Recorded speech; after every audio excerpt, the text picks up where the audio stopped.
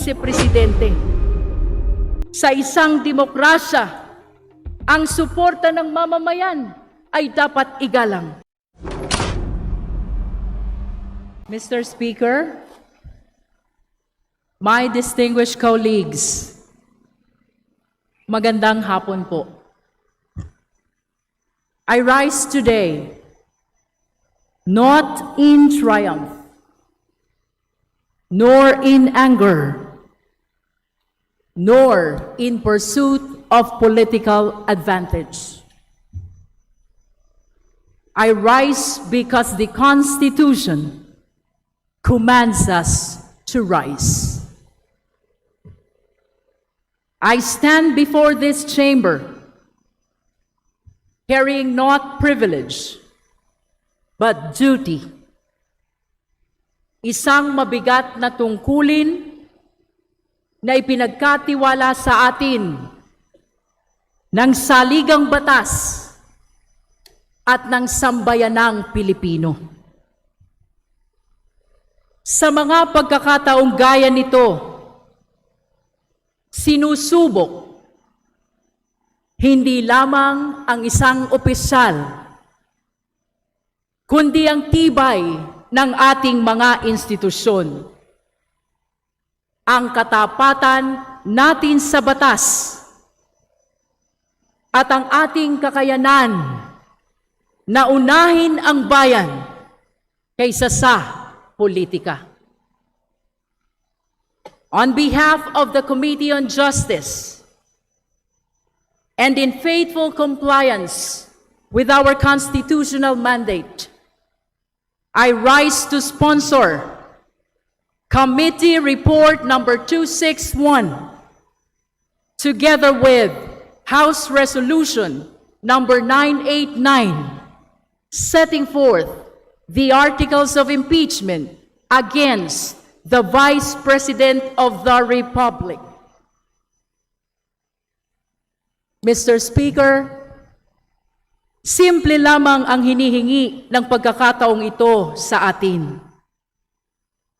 Sundin natin ang konstitusyon. Nothing more, nothing less.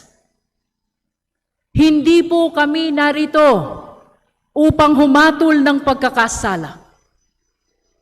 Hindi rin kami narito upang magparusa. Ang tanong lamang na nasa harap natin ngayon, may sapat bang dahilan upang ipagpatuloy ang paglilitis sa Senado? Iyan lamang po ang tanong.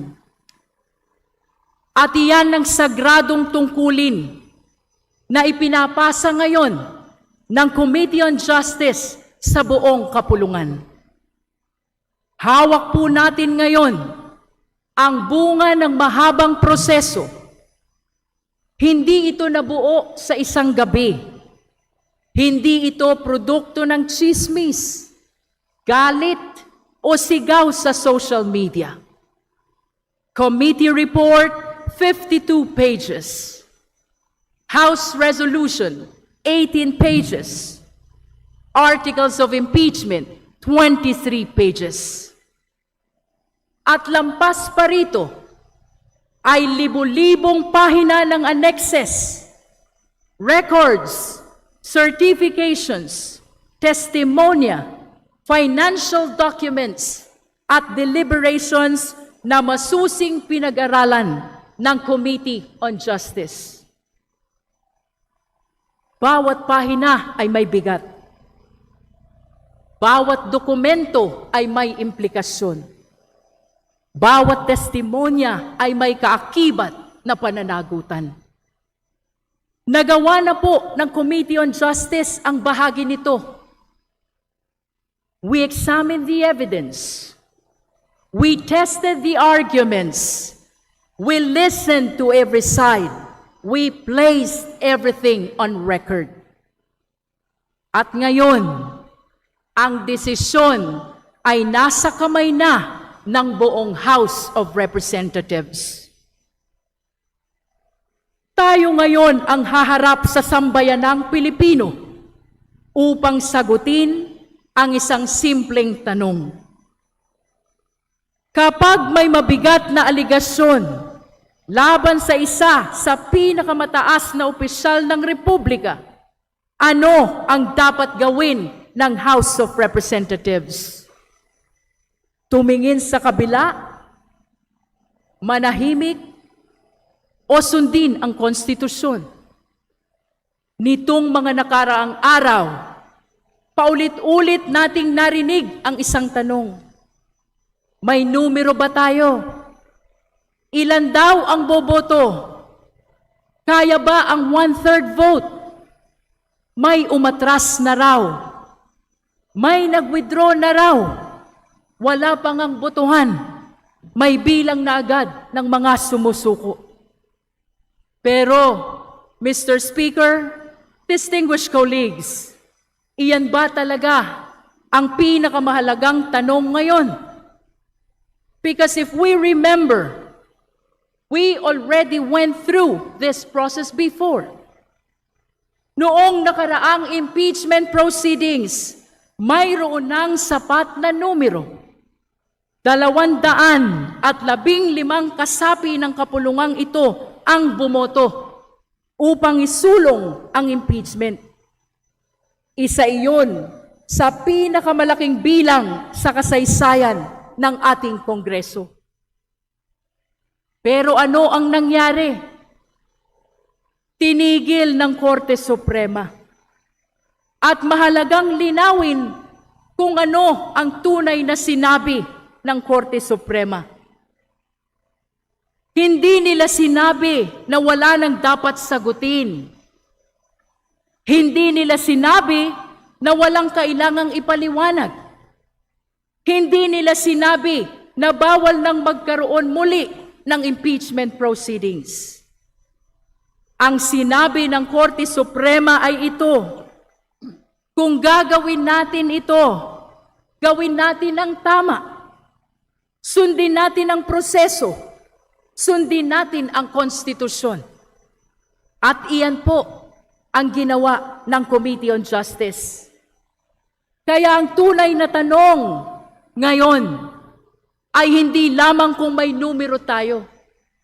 Ang mas mahalagang tanong, sinunod ba natin ang proseso? At higit sa lahat, mayroon ba tayong ebidensya? Mr. Speaker, distinguished colleagues, proseso at ebidensya. Iyan ang pundasyon ng bawat makatarungang lipunan. At ang sagot po natin ay isang malinaw at matatag na opo. Sa proseso, naging maingat tayo. Hindi tayo nagmadali. Sinunod natin ang 1-year bar rule. Pinigyan natin ng pagkakataon ng bawat panig. Ang mga pagdinig ay isinagawa ng hayagan, naka-livestream at bukas sa taong bayan. At higit sa lahat, pinakinggan natin maging ang mga tumututol sa impeachment. Pinakinggan natin ang bawat manifestation, bawat argumento, bawat legal na punto. Hindi tayo naghanap ng shortcut. Naghanap tayo ng katotohanan. At maging malinaw po tayo, ang prosesong ito ay hindi paghamak sa mga Pilipinong sumusuporta sa Vice Presidente. Sa isang demokrasya, ang suporta ng mamamayan ay dapat igalang. Ngunit kahit gaano kataas ang posisyon, kahit gaano kalakas ang suporta, walang sino man ang lampas sa pananagutan sa ilalim ng konstitusyon. Hindi ito usapin ng apelyido, partido o rehiyon. Ang prinsipyo ng pananagutan ay dapat umiiral kanino man, kaalyado man o kalaban. At kapag may aligasyon laban sa sino mang opisyal ng pamahalaan, maging miyembro man ng House of Representatives, Senado o ehekutibo, dapat itong imbestigahan at sagutin sa ilalim ng batas. Walang puwang sa isang tunay na demokrasya ang selective accountability. At sa ebidensya naman, nakita natin ang mga dokumento na hindi maaaring ipagsawalang pahala. Mga certification mula sa PSA, mga disallowance mula sa COA, mga records ng transaksyon mula sa AMLC, mga dokumentong isinumite mismo sa Committee on Justice at isinama sa official records ng kapulungang ito. Nakakita tayo ng mga pangalang walang official records. Nakakita tayo ng mga confidential funds na idineklarang disallowed at pinababalik sa kaban ng bayan. At nakita rin natin ang ulat na nagpapakita ng bilyong-bilyong piso ng inflow at outflow na mga transaksyon sa loob ng maraming taon. Maaaring may paliwanag sa bawat transaksyon. Ngunit sa laki, lawak at pattern ng mga ito, tungkulin nating tiyakin na ang mga ito ay maipaliwanag ng lubos sa tamang forum at sa ilalim ng panunumpa. At habang pinag-uusapan natin ang bilyon-bilyong piso, alalahanin natin kung kaninong pera ito. Pera ito ng manggagawang pumapasok kahit kulang ang pamasahe. Pera ito ng magulang na nagtitiis upang mapag-aral ang anak. Pera ito ng pamilyang pumipila sa ospital, ngunit walang pambili ng gamot. Pera ito ng mga Pilipino na araw-araw nagbabayad ng puwis habang umaasang tapat ang mga pinunong kanilang pinagkatiwalaan. Kaya kapag may mga tanong tungkol sa paggamit ng pera ng bayan, hindi maaaring manahimik ang House of Representatives. At sa kabila ng lahat ng ito, isang bakanteng upuan ang humarap sa Committee on Justice. Hindi dumalo ang Vice Presidente upang personal na sagutin ang mga isyong ibinabato laban sa kanya. Ngunit sa ating sistema, ang mga seryosong aligasyon ay kailangan sagutin sa pamamagitan ng ebidensya at testimonya sa ilalim ng panunumpa. Gayunpaman, kahit wala siya sa pagdinig, pinag-aralan pa rin ng Committee on Justice ang bawat dipensang inilabas ng kanyang kampo. At matapos ang mahabang deliberasyon, matapos ang halos 22 resource persons, matapos ang libu-libong pahina ng records, nagkaisa ang Committee on Justice. Unanimous po ang boto. The committee found probable cause to proceed with impeachment. At mahalagang tandaan, hindi nagsimula ang komite na magkakapareho ang pananaw.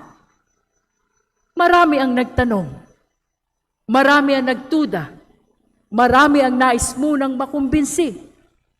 Ngunit habang dumarating ang mga dokumento, habang lumalabas ang testimonya, habang nabubuo ang kabuuang larawan, unti-unting luminaw ang isang bagay. May mga tanong na hindi maaaring iwasan. May mga issue na hindi maaaring ipagkibit palikat. May mga bagay na kailangan ng harapin ng buong bansa. At ito ang naging batayan ng Articles of Impeachment. Article 1, ukol sa confidential funds at paggamit ng kaban ng bayan, gamit ang mga questionableng dokumento. Article 2, ukol sa mga transaksyon at ari-ariang nangangailangan ng malinaw na paliwanag at reconciliation sa salin at idiniklarang kita. Article 3, ukol sa aligasyon ng bribery at paggamit umano ng pera, kapalit ng impluwensya at pabor. Article 4, ukol sa mga banta at mararahas na pahayag laban sa matataas na opisyal ng bansa na sa pananaw ng komite ay sapat upang litisin sa Senado. Mr. Speaker, distinguished colleagues, may mga aligasyong pinansyal na kailangan sagutin. May mga dokumentong kailangang ipaliwanag. Ngunit may isang bahagi ng usaping ito na higit na mabigat sapagkat hindi lamang pera ng bayan ang nakataya. Ang nakataya rito ay tiwala ng sambayanan at katatagan mismo ng ating republika. Sapagkat kapag ang isang mataas na pinuno ng bansa ay nagsasalita tungkol sa pagpatay sa Pangulo ng Republika, tungkol sa pakikipag-usap umano sa isang assassin, at tungkol sa posibilidad ng karahasan laban sa pinuno ng Estado, hindi maaaring ipagkibit balikat iyon bilang simpleng bugso lamang ng emosyon o ordinaryong alitan sa politika. May mga nagsasabing wala namang overt act. May mga nagsasabing emosyon lamang iyon. Ngunit, Mr. Speaker, distinguished colleagues, ang usapin dito ay hindi lamang kung may kasong kriminal. Ang usapin dito ay ang bigat ng mismong mga salitang binitawan ng isang pinakamataas na opisyal ng Republika. Sapagkat hindi pangkaraniwan para sa isang mataas na pinuno ng bansa na magsalita tungkol sa pakikipag-usap o pakikipag-ugnayan sa isang assassin kaugnay ng Pangulo ng Republika. Hindi ito simpleng init ng ulo. Hindi ito karaniwang political rhetoric at lalong hindi ito uri ng pananalita na inaasahan ng sambayanan mula sa matataas na opisyal ng bansa. Sapagkat ang mga salita ng mga pinuno ay may bigat. Maaari silang magbigay ng kabanatagan o maghasik ng pangamba sa sambayanan. At kapag ang mga nasa pinakamataas na antas ng pamahalaan ay tila inuuna ang karahasan kaysa kinahunan, hindi lamang mga opisyal ang naaapektuhan. Ang unang naaapektuhan ay ang ordinaryong Pilipino. Ang manggagawang nangangambang mawala ng hanap buhay kapag nagiging magulo ang kalagayan ng bansa.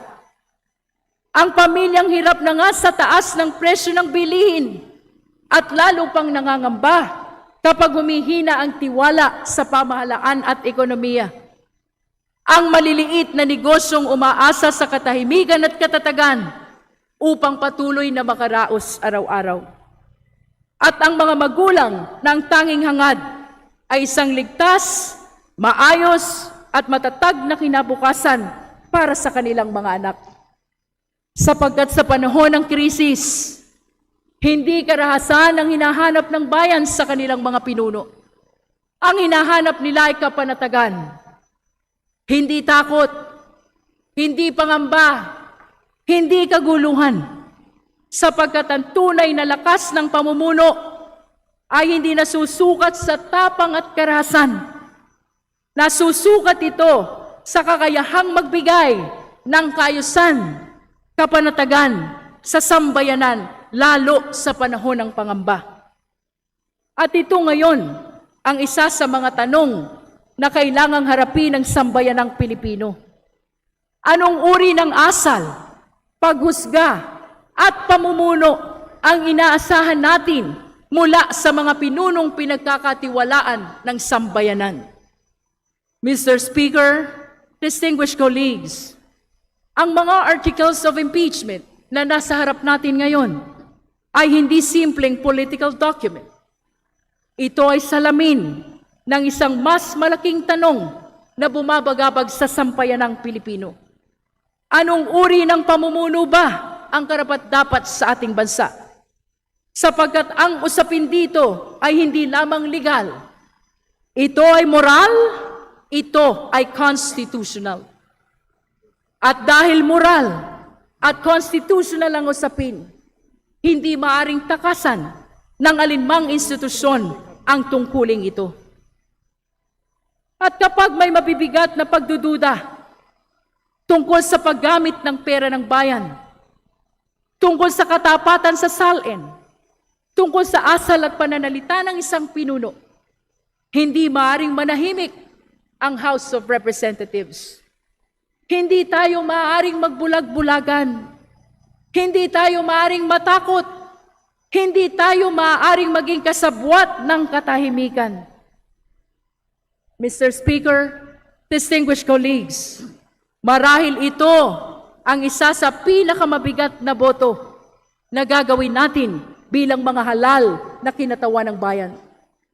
Sapagkat ang pagboto natin ngayon ay hindi lamang tungkol sa isang tao. Ang pagboto natin ngayon ay tungkol sa uri ng republika na nais nating ipamana sa susunod na henerasyon. Kung mananaig ba ang pananagutan o ang takot?